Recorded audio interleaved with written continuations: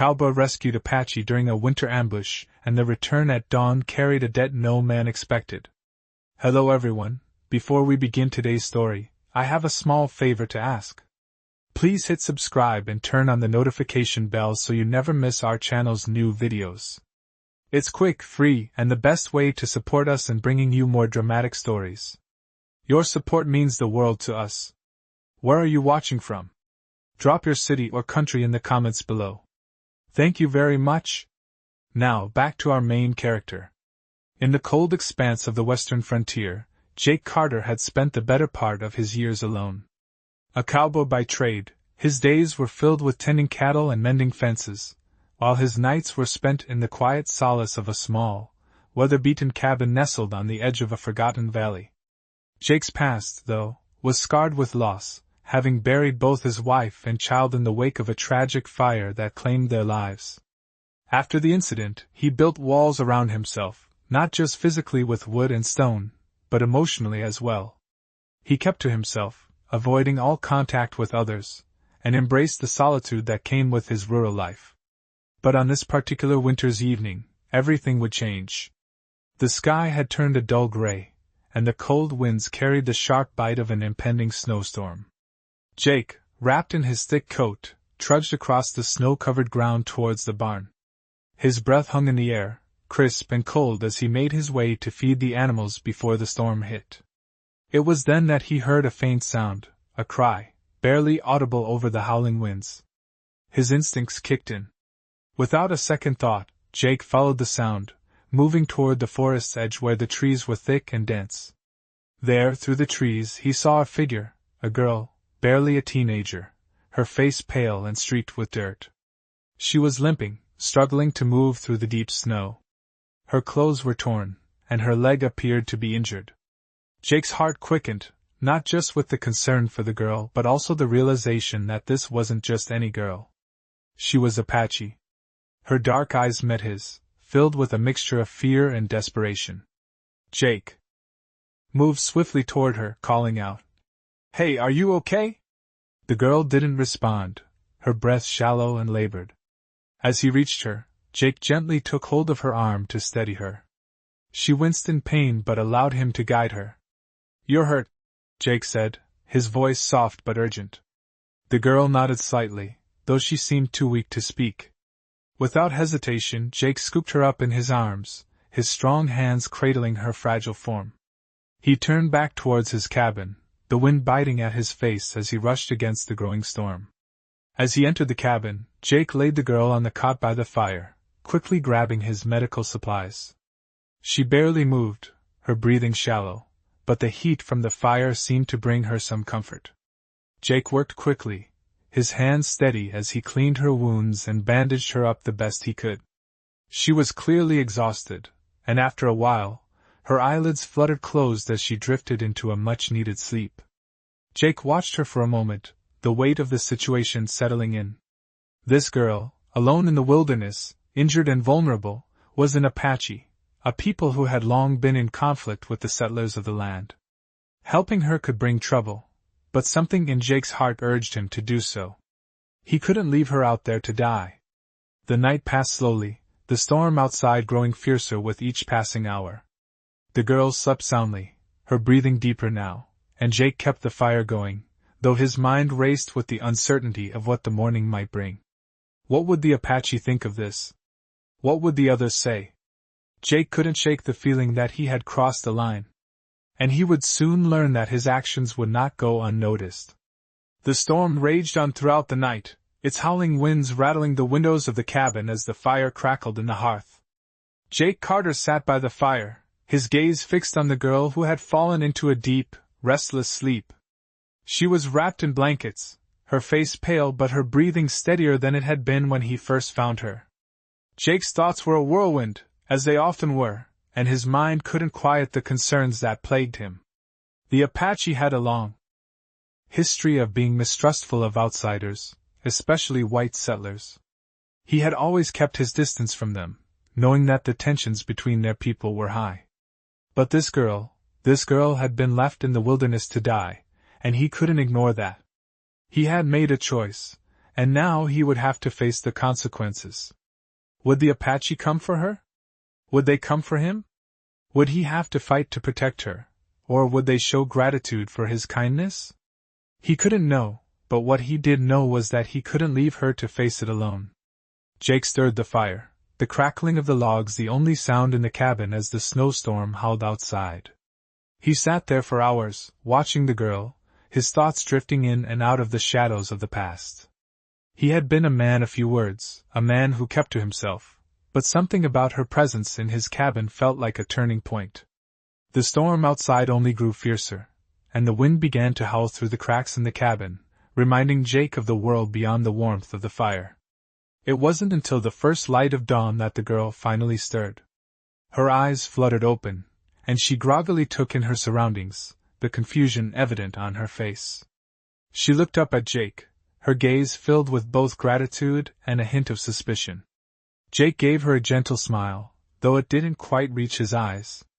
He could see the wariness in her, and he understood it. She was a stranger in his home, and she had no reason to trust him. "How do you feel?" Jake asked softly, his voice calm but filled with concern. The girl shifted slightly, wincing as she sat up.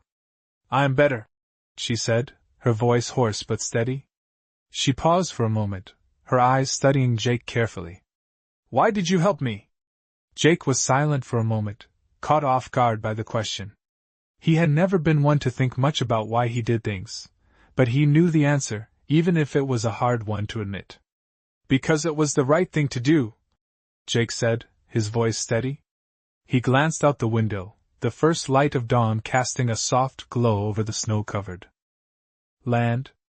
"No one should have to die alone out there." The girl didn't speak for a moment, her dark eyes studying him with an intensity that made Jake feel like she could see right through him. She nodded slowly, as though she understood something deeper than the surface words. "You saved my life," she said softly. "And I will repay you." Jake's eyes flickered toward the door, a sudden unease creeping up his spine. He had no idea how she would repay him, but he had no intention of asking for anything in return. "I didn't do it for repayment," he said, his voice low. "I did it because I had to." There was a long silence, and then the girl looked down at the ground, her fingers brushing the edge of the blanket. "Then I will repay you in another way," she said, her voice filled with quiet determination. Jake didn't ask what she meant. He had a feeling he would find out soon enough. As the first rays of sunlight filtered through the windows, the girl slowly stood up, her body still weak but her resolve strong. She glanced at Jake one more time, and then, without another word, she turned and walked toward the door. "Where are you going?" Jake asked, his voice full of concern. "I must go back to my people," the girl replied, her voice steady. "They will be looking for me. And I owe them something." Jake watched her for a moment, a sense of unease settling in his chest.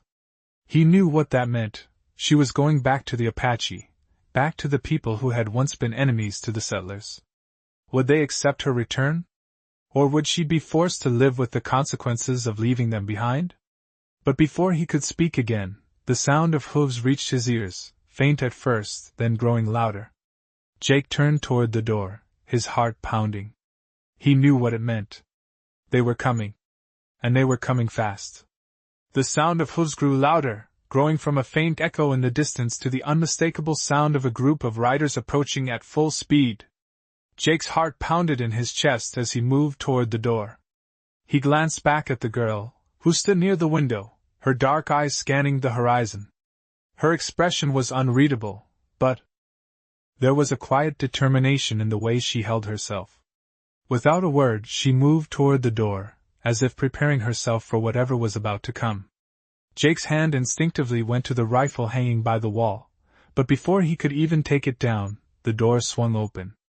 Standing in the doorway was a group of Apache warriors, their horses dusted with snow, their faces painted with the familiar war colors of their tribe. The leader, a tall man with graying hair and a stern expression, held up his hand to signal the others to stop. They dismounted silently, their eyes focused on Jake. The leader's gaze then shifted to the girl, and a quiet understanding passed between them. "You've found her," the leader said, his voice low but full of authority. The girl nodded, her posture still tense. I have, she replied simply, her voice steady despite the situation. The leader turned back to Jake, studying him with a mix of suspicion and something else, something that might have been respect. You saved her, the leader said, as if stating a fact rather than asking a question. Jake didn't know what to say. He wasn't a man of many words, especially in moments like this. He simply nodded, not sure what was expected of him. The girl stepped forward, her gaze never leaving the leader. He did, she said, her voice firm. And I owe him. The leader looked at her for a moment, then turned back to Jake. Owe him? He repeated, as if the idea were foreign to him. The girl glanced at Jake, her eyes filled with something more than just gratitude. Yes, she said quietly. I owe him my life. And I will repay him. The leader's eyes softened, and he nodded. Then you will repay him in your own way, he said, his tone final. There was a long, heavy silence as the warriors stood watching. Jake felt the weight of the moment settle over him, a moment that was far heavier than he had expected. He had helped this girl, a stranger to him, in a world where such kindness often went unnoticed or was repaid with violence.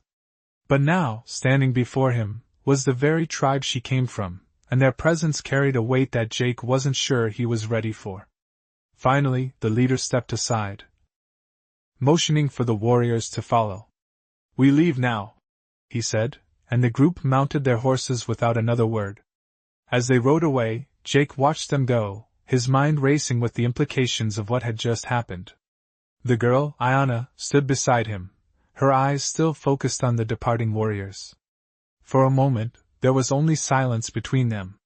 Then she turned to Jake, her gaze intense. They will not harm you, she said, her voice low. They will honor the debt. Jake didn't know if he could trust her words, but something about the way she said them made him believe.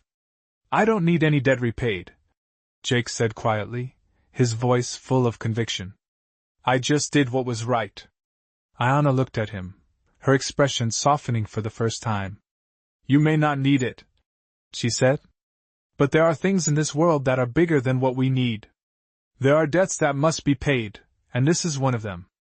As the last of the warriors disappeared into the distance, Jake stood in the doorway, watching the snow fall softly around him. The weight of the moment settled heavily on his shoulders, but he couldn't shake the feeling that something had changed. The storm was still raging outside, but inside, there was a sense of calm, a sense of something bigger than both of them was unfolding.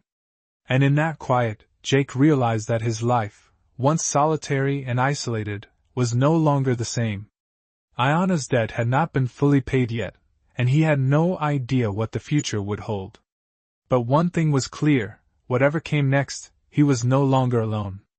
The following days were quiet, with the storm slowly subsiding, leaving a blanket of snow across the landscape.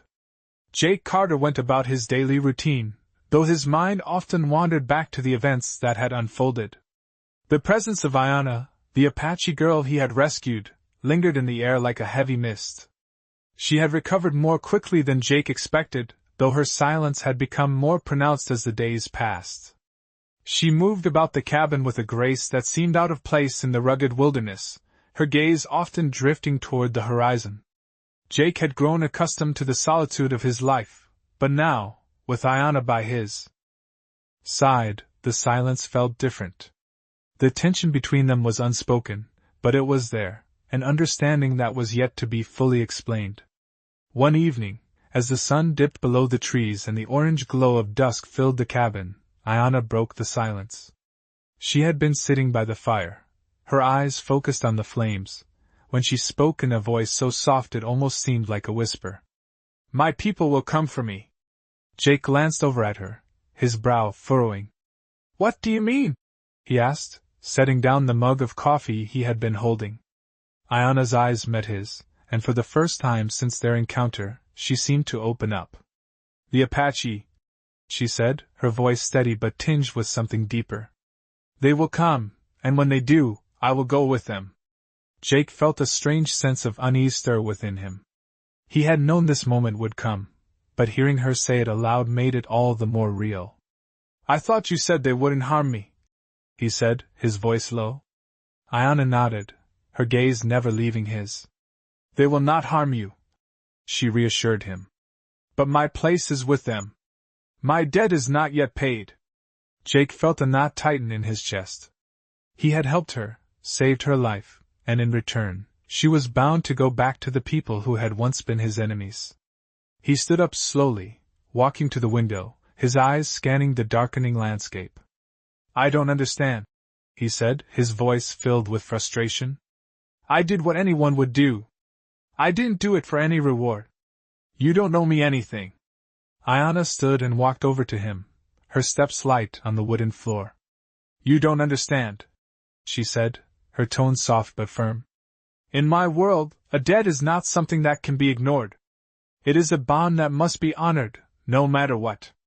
Jake turned to face her, his hands resting on the windowsill. "And what happens after you repay this debt?" he asked. Iona looked at him for a long moment, as if weighing her words carefully. "I do not know," she admitted. "But I will not leave until my debt is paid."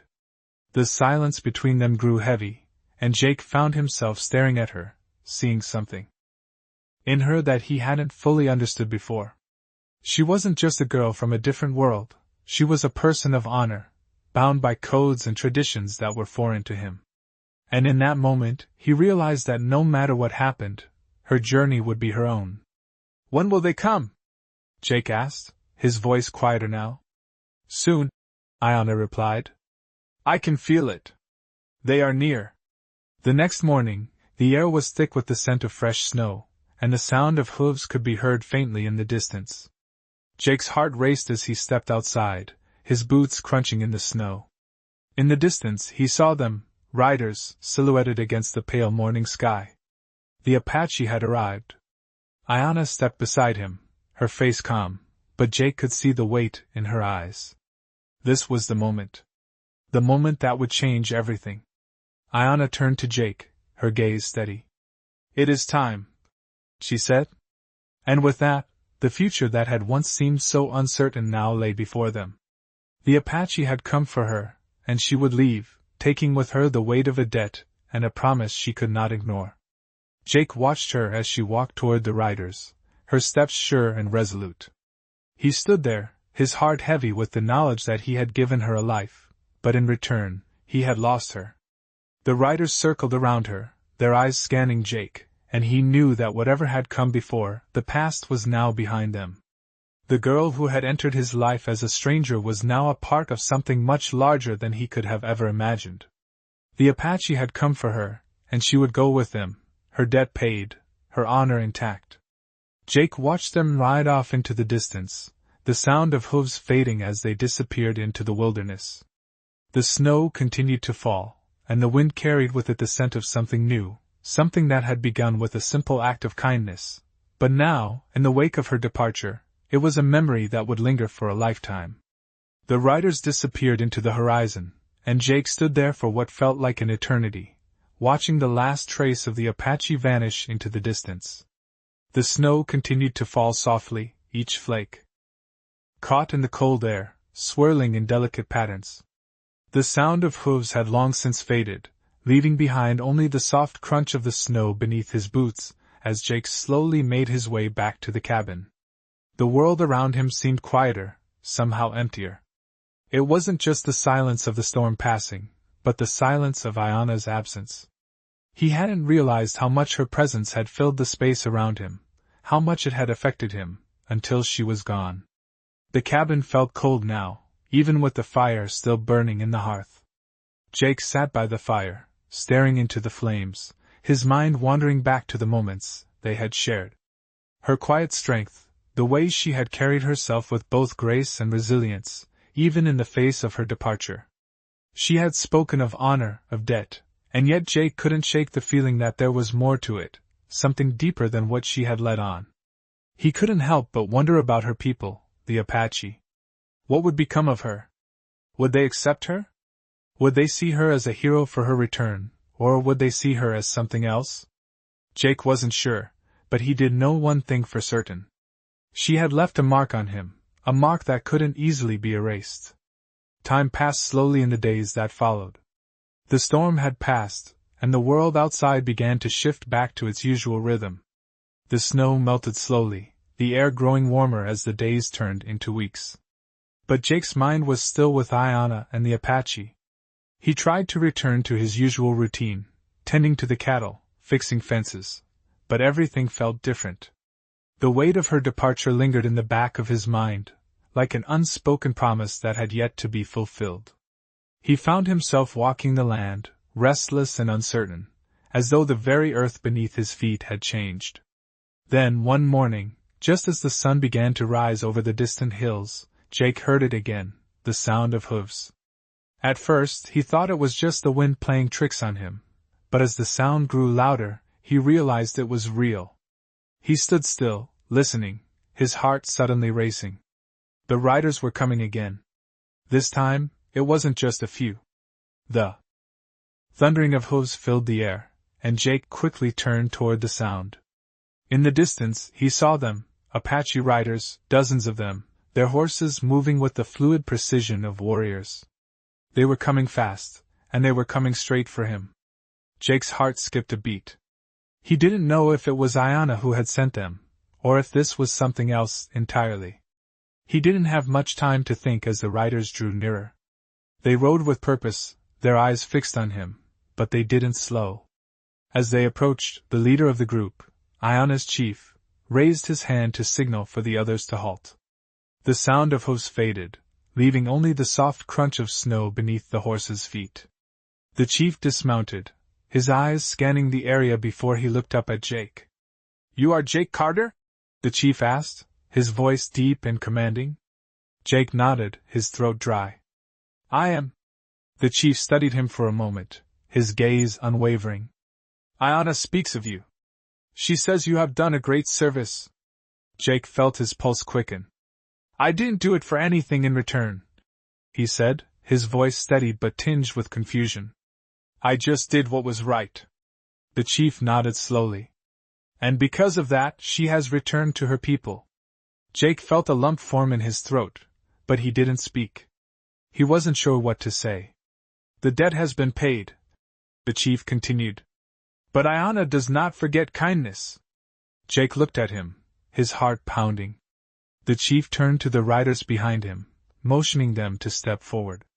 With a smooth, calculated movement, they handed him something, an object wrapped in cloth.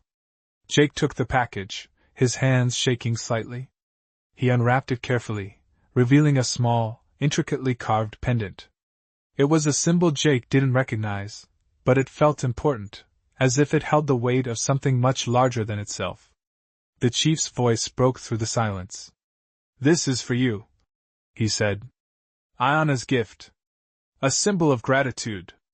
And a reminder that you are not forgotten." Jake stood frozen for a moment, holding the pendant in his hands.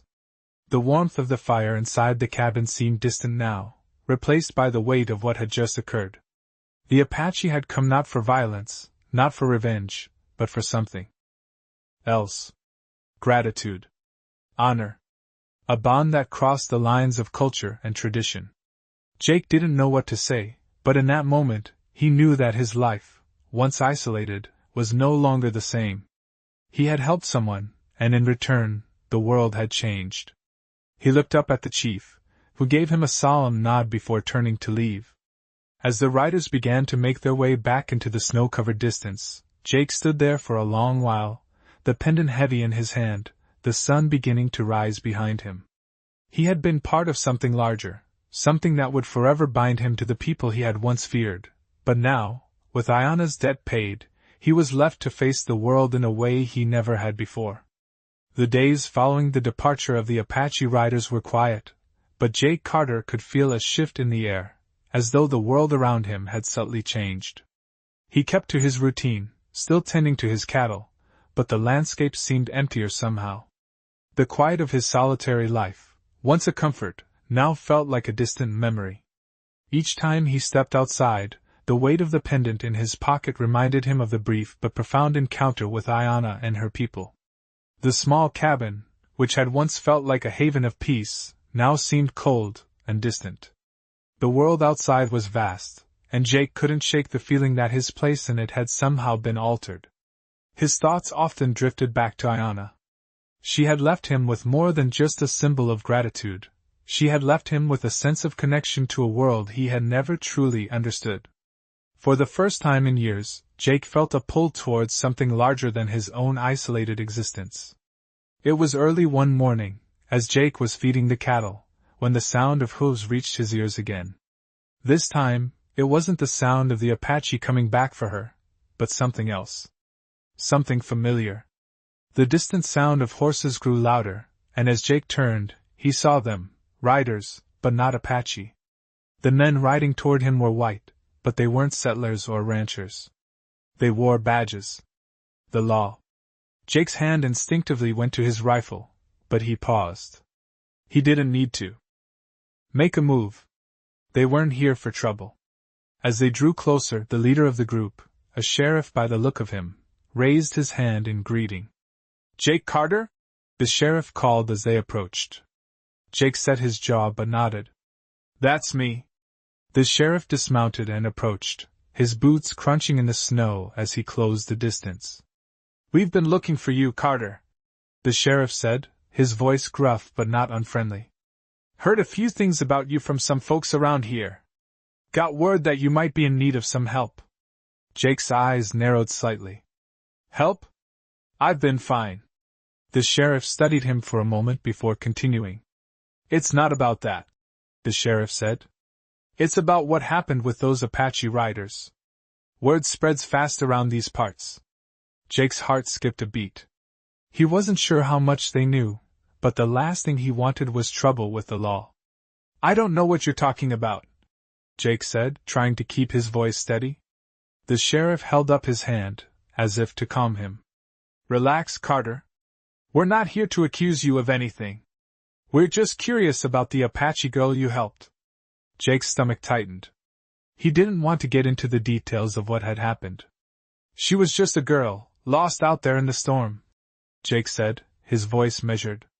The sheriff looked at him for a long moment, his expression unreadable. "That may be so," the sheriff said, "but there's a lot more to this than you think." Jake wasn't sure what the sheriff was getting at, but the look in his eyes told him that this wasn't a conversation that would end easily. "What do you mean?" Jake asked, his voice thick with suspicion. The sheriff shifted, his gaze darting to his men, then back to Jake. "The Apache don't just wander into these parts without a reason," the sheriff said. "And neither do we. We've got word from a few folks that something bigger's going on. Something that involves you, Carter." Jake felt a chill run down his spine. He had a bad feeling about where this was headed. "I didn't do anything wrong," Jake said, his voice steady, though his mind raced. The sheriff stepped closer, lowering his voice. "We're not here to arrest you, but you might want to be careful. There are forces out there looking for you now. And I don't know if you can keep outrunning them." Jake felt his pulse quicken. He hadn't expected this. The law was usually just a passing presence in his quiet life, but now, it seemed like something more. He stood there for a moment, processing what the sheriff had said. Then, as quickly as they had come, the lawmen mounted their horses and turned to leave, their hooves fading into the distance. Jake stood still, watching them go, his mind racing with the implications of their visit. What was it that the sheriff hadn't said? What was he involved in now? He had helped Ayanna, that was all. But now, it seemed like his world was about to collide with something much bigger than he had ever expected. The weight of the pendant in his pocket felt heavier now, as if it was a reminder of a promise he hadn't fully understood. As the day wore on, Jake couldn't shake the feeling that something was coming, something that would change everything once again. Days passed and the weight of the sheriff's visit lingered heavily on Jake Carter's mind. He couldn't shake the feeling that something bigger was unfolding, something beyond his control. His daily routine, once a source of comfort, now felt monotonous, as though he was stuck in a world that was gradually slipping out of his grasp. He spent his days tending to the cattle, but his thoughts constantly wandered back to the sheriff's words. "There are forces out there looking for you." What did that mean? Who were these forces, and why were they looking for him? Ayana's departure had left a void in his life, one that Jake hadn't anticipated. He had helped her, he had saved her, but now it seemed like the consequences of that act were catching up with him. One evening, as the sun began to dip below the horizon, casting long shadows across the land, Jake sat on the porch of his cabin, the weight of the silence pressing in on him. The wind had picked up, carrying with it the chill of the approaching winter, and the world seemed quieter than usual. He heard the distant sound of hooves, faint at first, but growing louder as the minutes passed. Jake stood up, his hand instinctively reaching for the rifle that hung by the door. The riders appeared over the rise, their figures silhouetted against the fading light. Jake's heart raced as they drew closer. He recognized them, 2 men, both mounted on horseback. They were strangers to him, but there was something about the way they rode that made Jake uneasy. The leader of the 2, a tall man with a weathered face, raised his hand as they neared. "Jake Carter?" the man called out, his voice low and steady. Jake didn't answer immediately. He studied the men carefully, his hand still on the rifle, though he made no move to raise it. "I'm Jake," he said finally, his voice calm but cautious. The man on horseback dismounted slowly, his boots crunching against the snow as he approached. "We've been looking for you," the man said, his eyes scanning the area around them. "You've got a bit of a reputation, Carter." Jake's pulse quickened. "I don't know what you mean," he said, his voice steady, though his heart was racing. The man studied him for a moment, then nodded slightly. "Word travels fast around these parts," the man said, his tone neutral. "We've heard about the Apache girl you helped. That kind of thing doesn't go unnoticed." Jake tensed. "I didn't do anything to attract attention," he said. "She was just a girl, lost in a storm. I helped her. That's all." The man raised an eyebrow. "Just a girl?" he repeated. "That girl was Apache, Carter. And that means something around here." Jake felt a cold shiver run down his spine. "What do you want from me?" he asked, his voice low, his eyes narrowing. The man took a step closer, his gaze hardening. "We're not here to hurt you," he said. "But we need you to come with us. You're tangled up in something bigger than you realize." Jake's heart pounded in his chest. He had no idea what these men wanted, but he had a feeling it wasn't good. "I don't know what you're talking about," Jake said, his voice rising slightly. The man's expression softened just a fraction, as though trying to calm Jake. "You don't have to know," he said, his voice almost gentle. "But we need you to come with us. Now." The tension in the air thickened, and Jake could feel the weight of the moment bearing down on him. He didn't know who these men were, but there was something about the way they spoke, the way they moved, that told him they were serious. Jake glanced back toward the cabin, as though considering his options, then slowly lowered his hand from the rifle. "Fine," he said, his voice calm, though his mind raced. "I'll go with you." The 2 men nodded, and without another word, they turned and mounted their horses.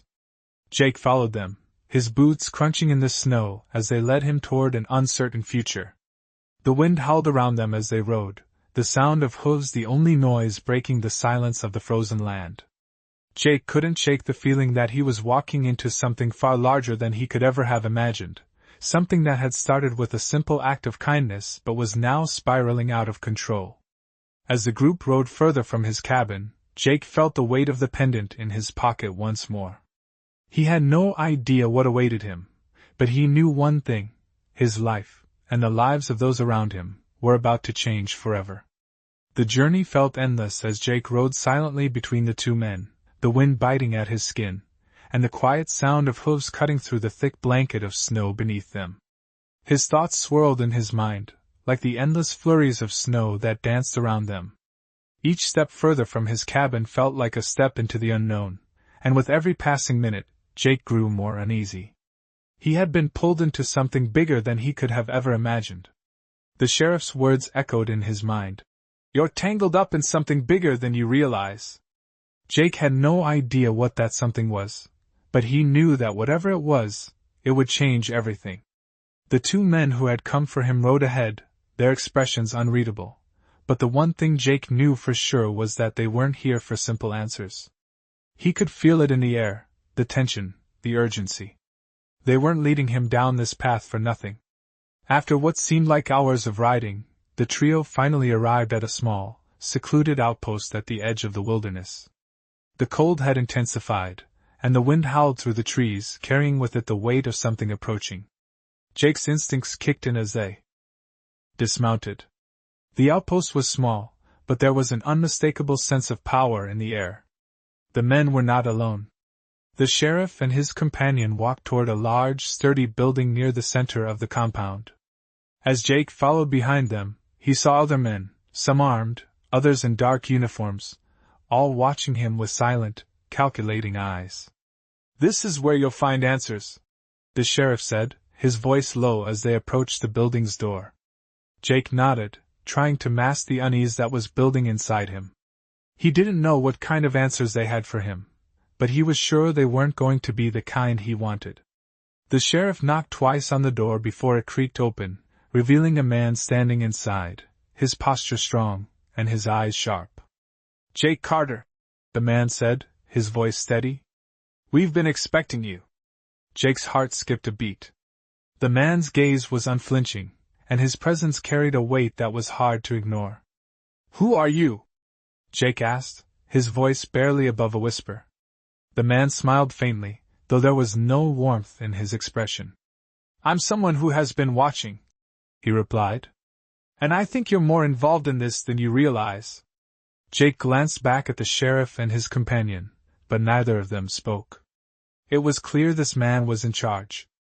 "Involved in what?" Jake asked, his frustration rising. "In something far bigger than cattle and isolation, Mr. Carter," the man said, his voice firm. "Your connection to the Apache girl, Ayanna, is just the beginning." Jake's pulse quickened as the man stepped forward, closing the door behind him with a soft thud. "What do you want from me?" Jake asked, his voice steadier now. "I want answers, just like you," the man said. "But you'll have to help us understand the bigger picture. Your actions with Ayanna weren't just random. There's more at play here than you know, and if you want to survive what's coming, you need to start understanding that." Jake's mind raced. He had always thought of his life as simple, helping a stranger in need, doing what was right. But now, standing here in this room full of people who seemed to know so much more than him, it felt like everything was spinning out of control. "I don't know what you mean," Jake said, his voice faltering for a brief moment. The man looked at him for a long time, his eyes never leaving Jake's face. "You helped Ayanna," he said slowly. "And in doing so, you've become a part of something much larger. The Apache, the settlers, the land itself, it's all connected in ways you don't yet understand. You're not just some lone cowboy, Jake. You're part of a larger story now. And whether you want to be or not, it's time to face the consequences of your actions." Jake swallowed hard, the weight of the man's words sinking in. He had never wanted to be part of anything larger. He had wanted to live his life in peace, away from the chaos of the world. But now, as the door closed behind him and the room grew colder, Jake realized that peace might be the one thing he would never have again. "What's going to happen to me?" Jake asked, his voice filled with uncertainty. The man smiled, though it was far from comforting. "What happens next, Mr. Carter, is up to you. But rest assured, your life is about to change in ways you can't yet imagine. And the choices you make will determine not just your fate, but the fate of those around you." Jake stood in the middle of the room, his heart racing, as he tried to grasp the enormity of what he had just heard. The world that had once seemed so simple was now tangled in ways he couldn't understand. All he had wanted was to help a girl in need, but now, he was in the middle of something much bigger than himself. And whatever came next, Jake knew he would have to face it head on.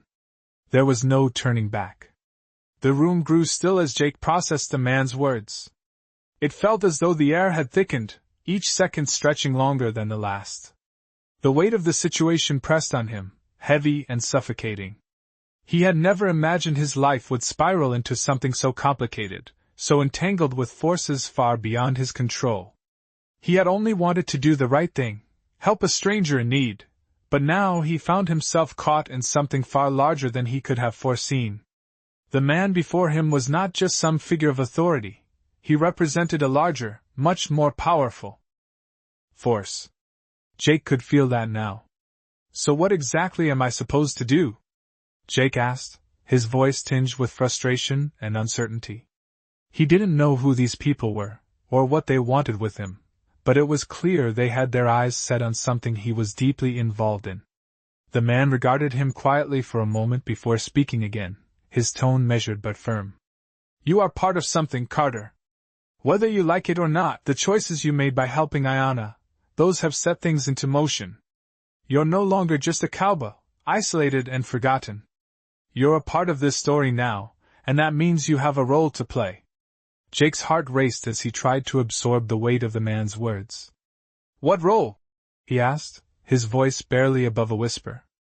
The man's gaze softened for a fraction of a second, and then he spoke again. You need to help us. The Apache are gathering forces, and things are about to get worse. There are things happening out there, forces moving in ways you don't yet understand, and we need someone on our side. Jake didn't know whether to laugh or to shout in frustration. He was a cowboy. He was a man who spent his days fixing fences, tending cattle, and keeping to himself. Now he was supposed to be some kind of player in a game of politics, power, and war. You want me to help you? Jake asked, his voice incredulous. What in the world could I possibly do? The man did not flinch. You've already done something. You've shown the Apache that you're not like the rest. They see you as a man of honor, Carter. You've earned their respect by helping Ayanna. That's something you can use, something you can offer in this conflict. The stakes are high, and you need to decide what side you're on. The words stung, the implications behind them too much to take in all at once. Jake had spent his entire life trying to stay out of conflicts, trying to remain neutral, yet here he was, dragged into something he hadn't asked for. And what happens if I say no? Jake's voice was quiet, but the question hung in the air, thick with dread. The man's eyes grew colder.